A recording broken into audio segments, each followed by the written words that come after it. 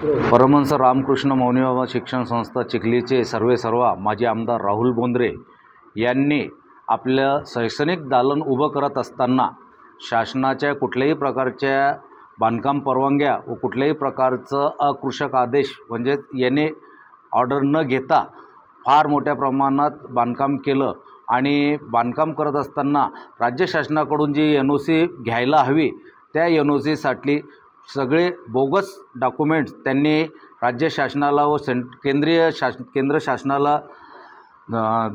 केंद्र शासनाकडे दाखल केले आणि त्या भरोश्यावर त्यांनी ना हरकत प्रमाणपत्र मिळवली।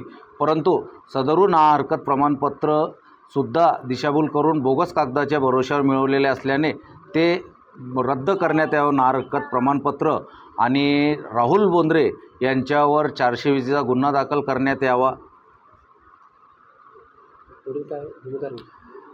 आणि जर शासनाने ना हरकत प्रमाणपत्र रद्द नाही केले तर मनसे स्टाईल आंदोलन करून माननीय राजसाहेबांच्या मार्गदर्शनाखाली संपूर्ण महाराष्ट्रामध्ये आंदोलन उभारण्यात येईल।